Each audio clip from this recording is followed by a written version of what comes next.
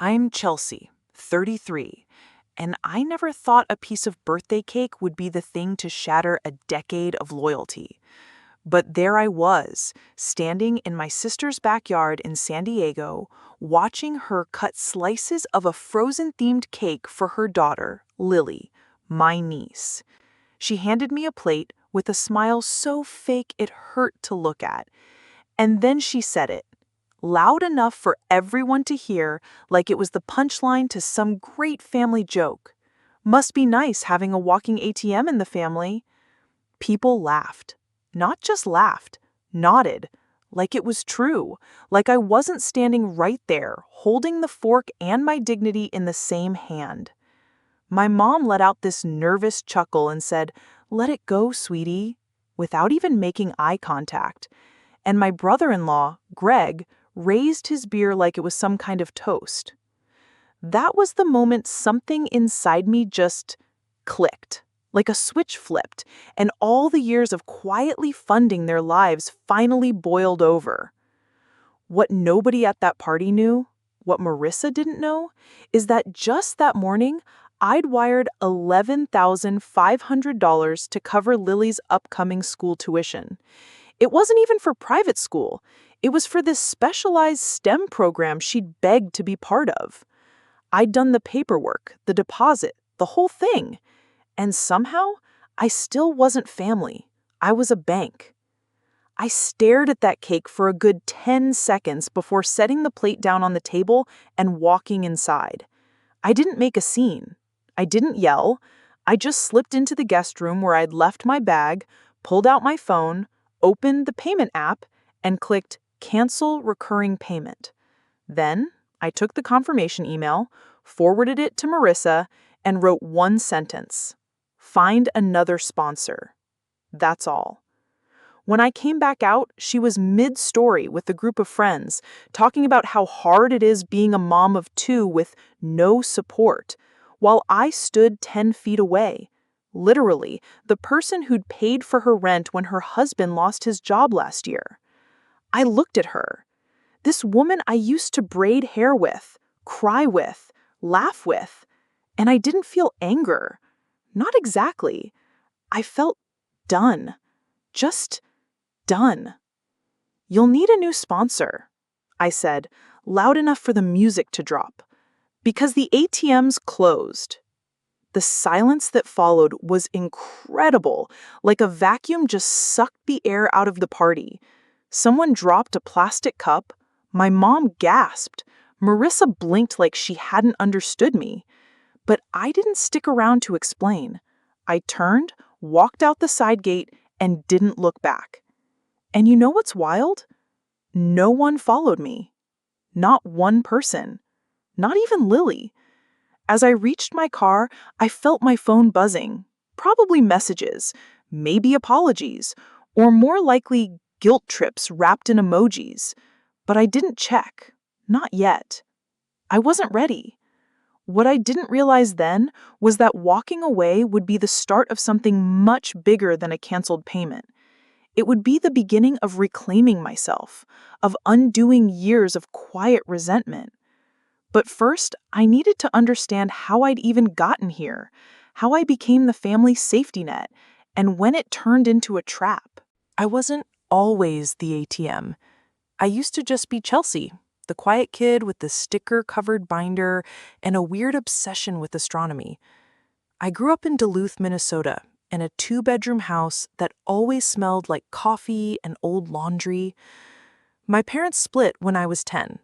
My mom stayed in Duluth with us, and my dad moved to Portland to find himself, which, as far as I could tell, mostly involved dating yoga instructors and forgetting birthdays. After the divorce, I took on the role of the easy child by default. Marissa, my older sister by 3 years, was the fire starter, the one who snuck out, skipped school, dyed her hair pink in 8th grade, and screamed that no one understood her. And to be fair, they didn't. I didn't either. But I loved her. I always did. When Marissa got pregnant at 20, dropped out of college, and moved back in with Mom, I was in my freshman year at the University of Michigan. I remember getting the call the night Lily was born. I was working the graveyard shift at a gas station and nearly fell over when I saw the text. "You're an aunt. She's got red hair just like you." I cried in the stockroom.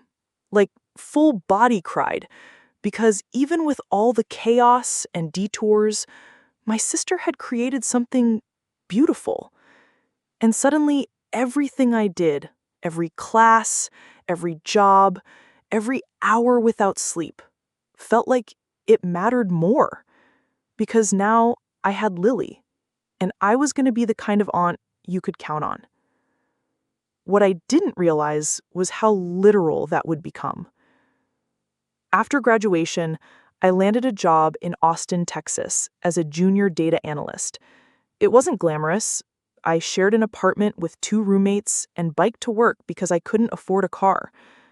But I started sending money home. Just small things at first. A couple hundred here when the furnace broke, $400 when Marissa needed dental work. Then it became $1,200 for rent when Greg was between jobs. Then $3,000 for Lily's pre-K tuition, because Marissa swore it was the only program that understood her daughter's genius. And the thing is, I wanted to help. I wasn't rich, but I was steady. And being steady in a family like mine, it felt like a superpower. Every dollar I sent felt like I was holding the house up with one arm while trying to build my own life with the other. At first, Mom called it generous. Then she started expecting it. She'd say things like, "Chelsea's got it," before I'd even offered. Marissa would send me Amazon wish lists that read more like invoices. Birthdays, back to school, anniversaries. I was the fallback plan, the emergency fund, the built-in babysitter who didn't even live in the same state. And the worst part? I let it happen. I told myself it was love, that this was just what family did, that one day they'd have my back too. But that one day never came. When I got laid off in 2020 and had to cash in part of my 401k to stay afloat, no one offered help. No one even asked if I was okay. Instead, Marissa texted me a picture of Lily in a dance recital costume and said, "Can you Venmo $200 for shoes?" I sent $100. She replied with a thumbs down emoji. I laughed so hard I cried. And then I just cried, because somewhere along the line, the love had turned into a transaction, and I'd become too afraid to call it what it was. But looking back now, I can see the pattern. I wasn't just being generous, I was being used. And not maliciously, not even consciously, just casually, like a resource that never ran dry. Only I was drying out, fast. And the resentment I'd buried for years, it was getting ready to surface.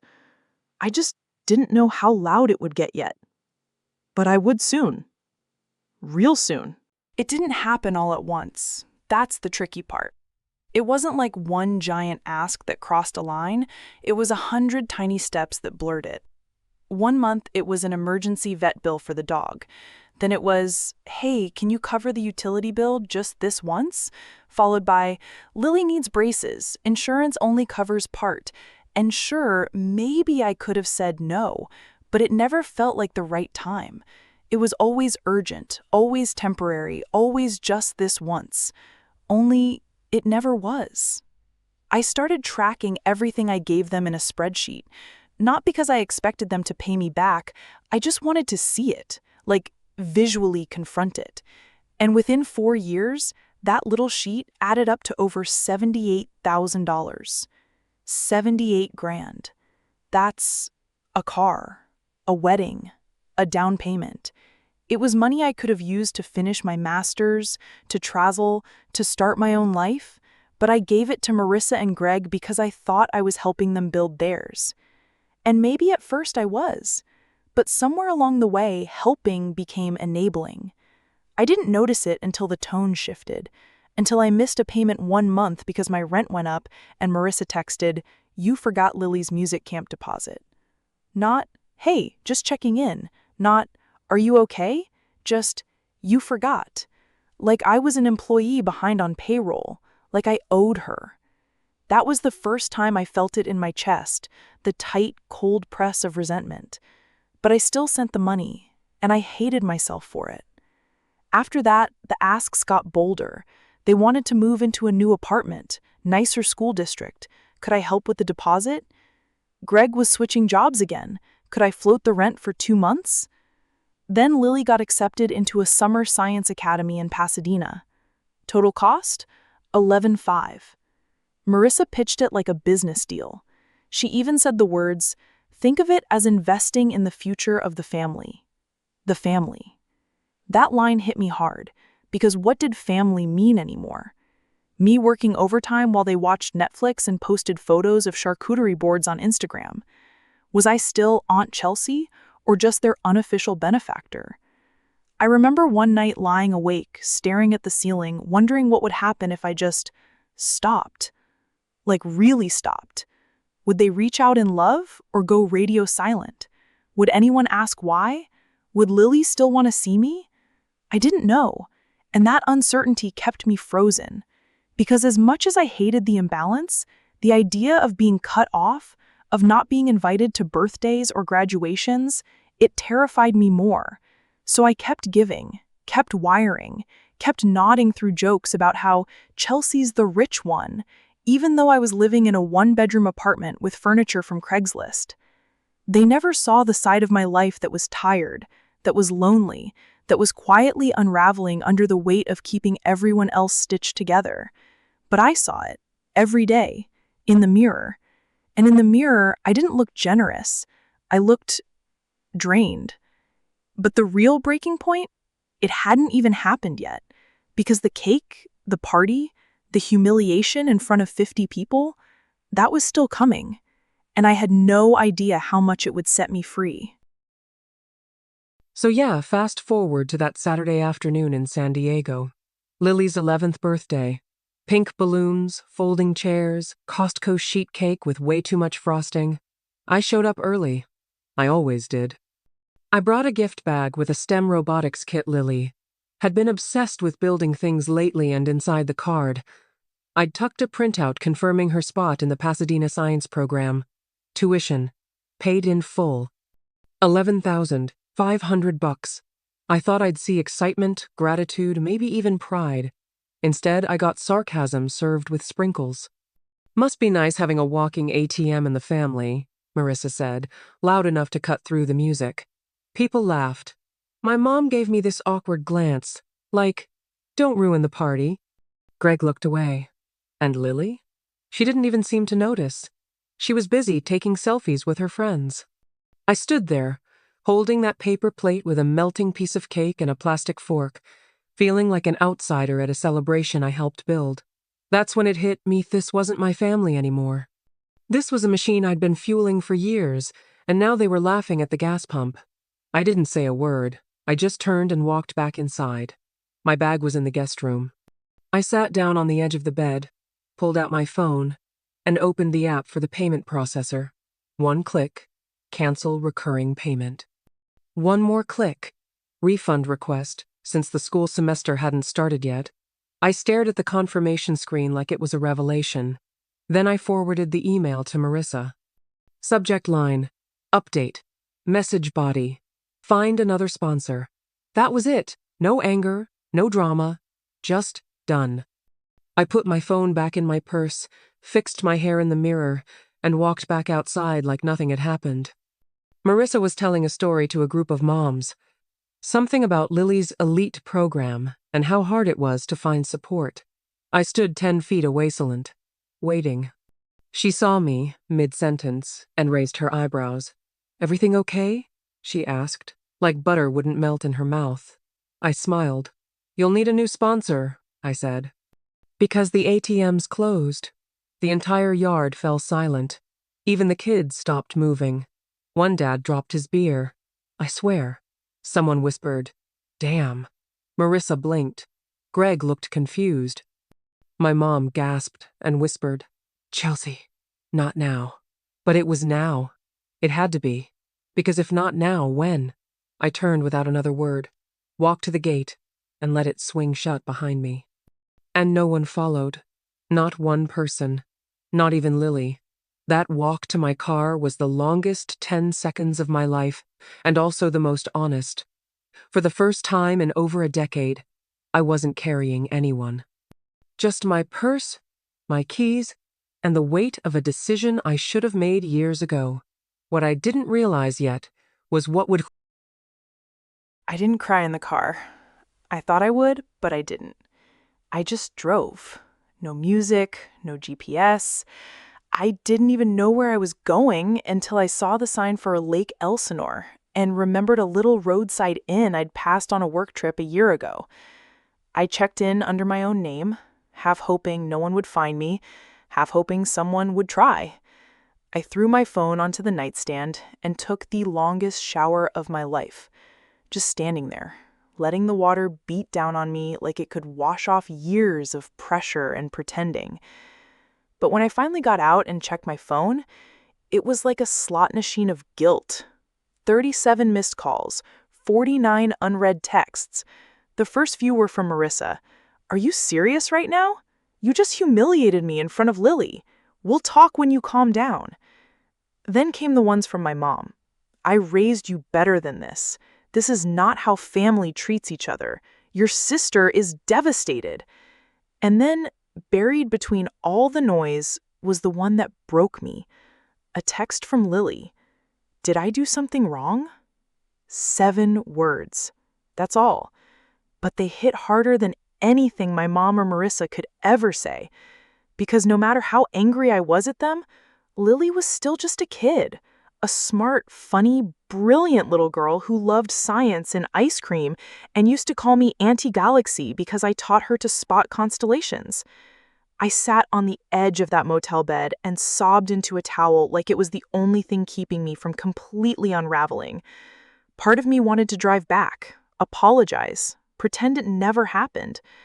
But the bigger part, the part that was finally waking up, knew that wouldn't fix anything. Because this wasn't about one moment at a birthday party. It was about years of silent sacrifice, about a family that saw me as a safety net, not a sister. Still, the guilt was loud. It wrapped around me like static, made me question everything. Was I being cruel? Was I punishing Lily for her mom's mistakes? Was I overreacting? I barely slept that night. Every time I closed my eyes, I saw Marissa's face at the party, caught off guard, humiliated. And maybe she deserved it.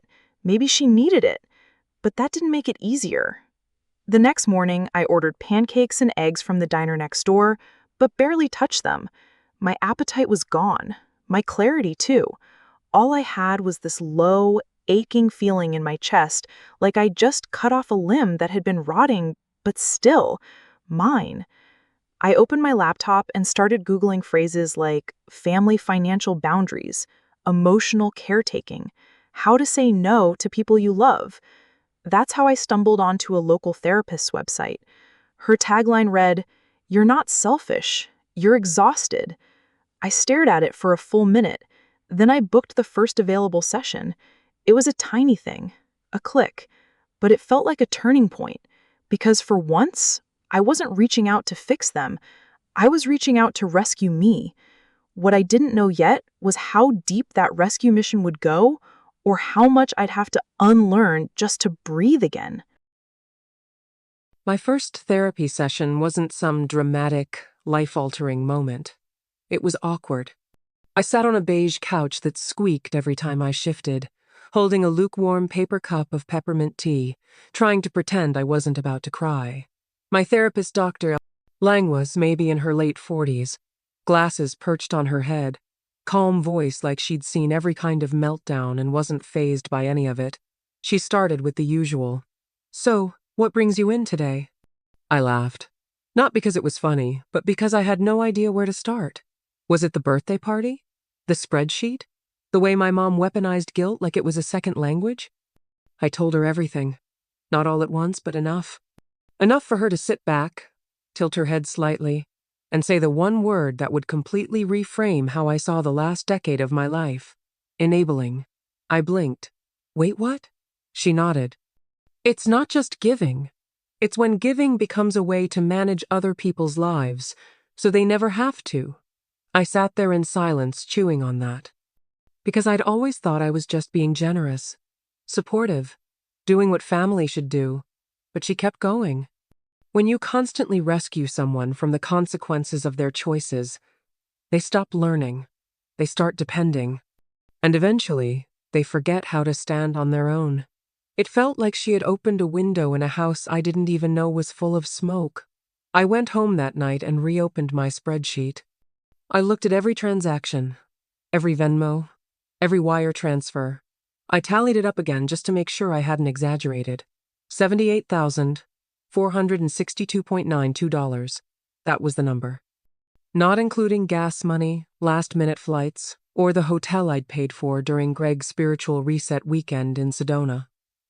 I looked around my tiny apartment, the second-hand couch, the broken closet door I hadn't fixed because I needed to save for Lily's tuition.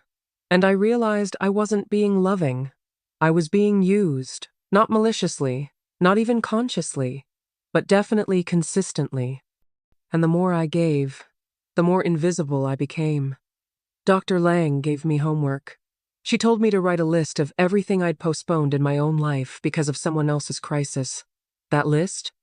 It was brutal. Travel, grad school, buying a house, getting a dog, a real relationship, sleep, joy, peace. She asked me, "What would your life look like if you gave that energy to yourself?" I didn't have an answer.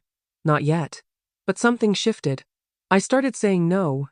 Not loudly, not with anger, but clearly. I'm not able to help with that. That's something you'll need to figure out. I trust you'll find a way. And at first, it was terrifying. Every time I set a boundary, my fingers itched to backpedal, to explain, to apologize.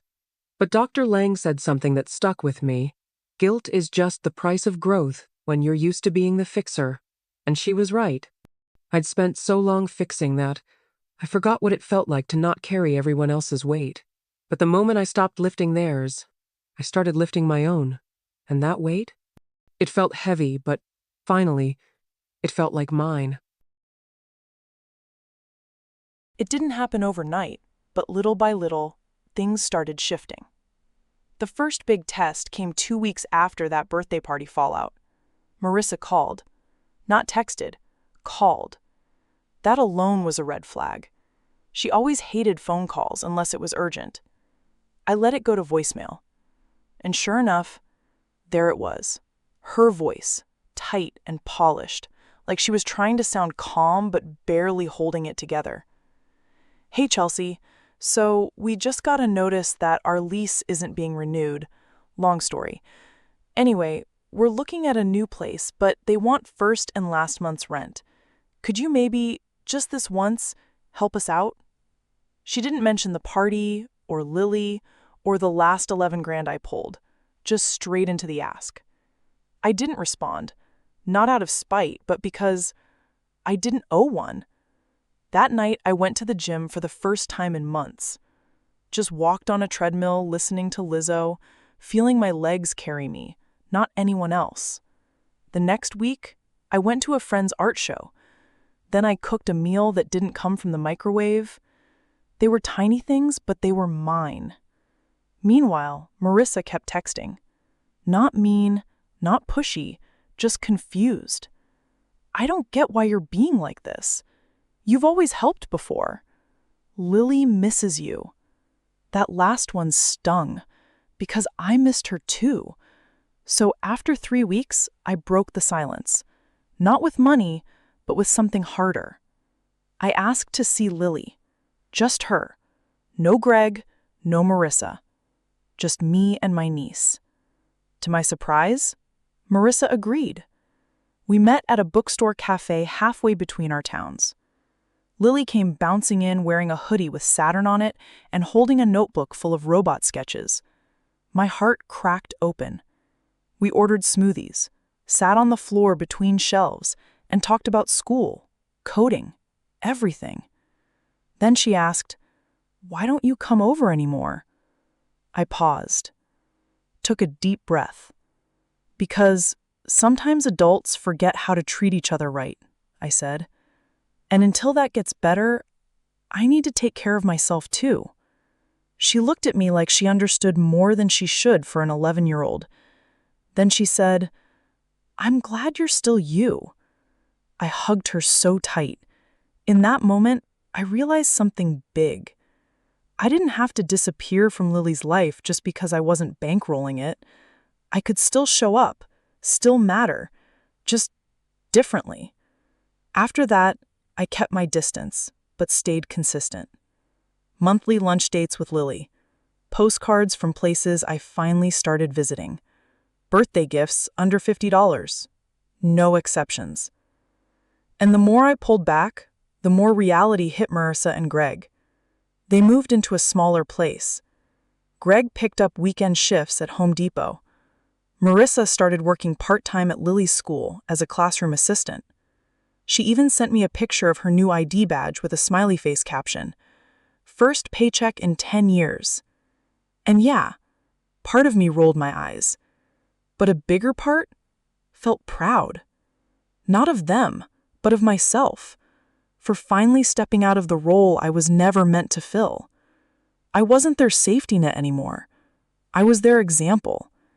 And whether they admitted it or not, I knew they were learning to stand because I finally let go. What I didn't expect, though, was what came next. A letter, handwritten, and the last thing I ever thought I'd get from Marissa.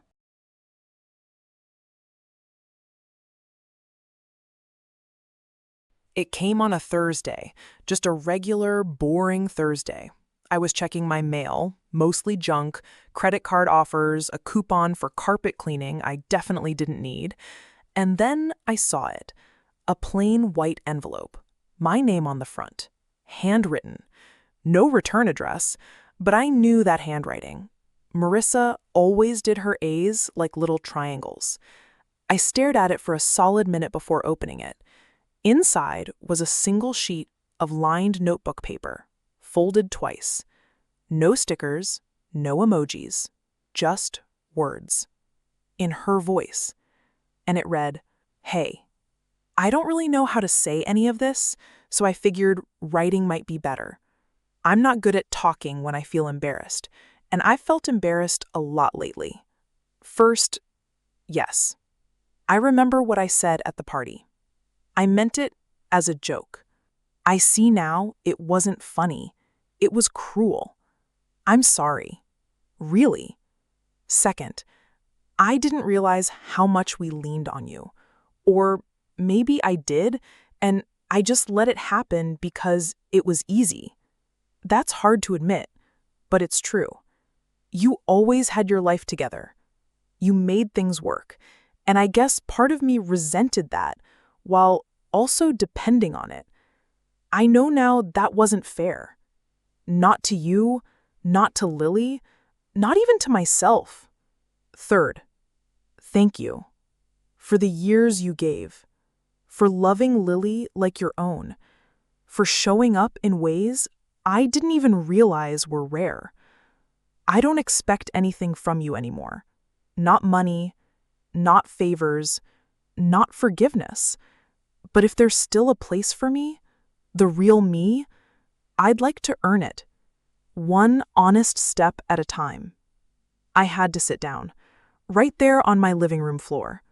Because this wasn't an apology text typed while watching Netflix. This was vulnerability, effort, growth. It didn't erase the past, but it cracked the door open to something new. I didn't call her right away. I waited, let the words settle, let myself breathe. And then I wrote her back. Just a few lines. I hear you. Thank you for the letter. I'm open to rebuilding, but it has to look different. No more guilt, no more keeping score. Just honesty, boundaries, and grace. I didn't get a reply that day, or the next, but a week later, I got a picture from Lily. It was a photo of a small potted plant with a sticky note on it. In her handwriting, it said, "New roots, from scratch." That's when I knew we were all growing. Maybe slowly, maybe awkwardly, but growing. And not just in separate corners, but toward each other, with better soil this time. What I didn't realize then was how that growth would start blooming in ways I hadn't imagined. And it all started with that letter. A piece of paper that weighed more than money ever could. Thanksgiving that year was different. Not bad, just quieter, smaller. It was held at Marissa's new place, a 2-bedroom condo on the east side of town with beige carpet, secondhand furniture, and a tiny patio that somehow made it all feel cozy. There were no centerpieces, no catered turkey, no overflowing wine glasses or gift bags. Just a folding table with mismatched chairs, 2 pies from the grocery store, and Lily wearing an apron 3 sizes too big while basting a bird like she was on a cooking show. And it was perfect. I brought roasted vegetables and cranberry sauce. Greg made mashed potatoes, real ones, not boxed. Marissa opened the door with flour on her nose and said, "Please don't judge the stuffing, it's experimental." I smiled and said, "Only if I get to judge the pie." And just like that, we weren't fighting. We weren't ignoring. We were rebuilding. Slowly, gently, differently. At dinner, Greg stood up, awkwardly, nervously, and raised his glass. "I just want to say thanks," he said, "to Chelsea. Not for money, not for help, but for showing us what doing better looks like." And for the first time in over a decade, I believed him.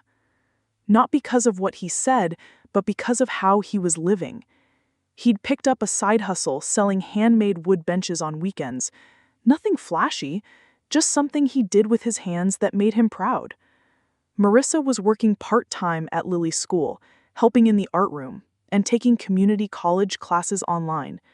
She sent me screenshots of her quiz results with more excitement than I'd seen in years. And Lily? God, Lily was thriving. Public school didn't ruin her. It made her sharper, more grounded. She joined the robotics club, got second place at a regional science fair, started tutoring younger kids for free.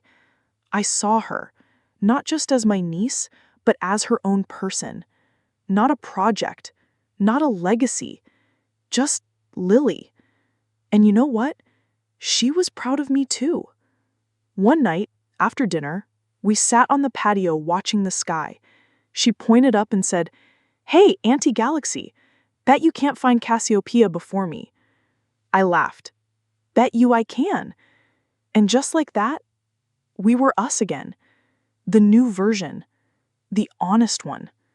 That year, I didn't spend thousands on gifts. I didn't bail anyone out. I didn't carry anyone. But somehow, I felt more part of the family than I had in years. Because this version of us was built on truth, on earned respect, on clear boundaries and mutual effort. No more pretending, no more transactions, just real people trying to do better. And that was the real gift. What I didn't expect, though, was how that clarity, this new foundation, would lead to the best birthday Lily ever had, one that didn't cost me a dime and yet gave me everything. Lily's next birthday wasn't flashy. No bounce house, no DJ, no princess-themed cake with edible glitter, just a picnic table under a giant oak tree at the local park, some lemonade in mason jars, a big pot of homemade mac and cheese, and 20 middle schoolers running around with cardboard swords and painted shields. The theme? Build your own kingdom. I brought fruit salad, Marissa made cupcakes, Greg manned the grill, and Lily, she was radiant. Not because of what she had, but because of what she owned. Confidence, laughter, space to just be a kid.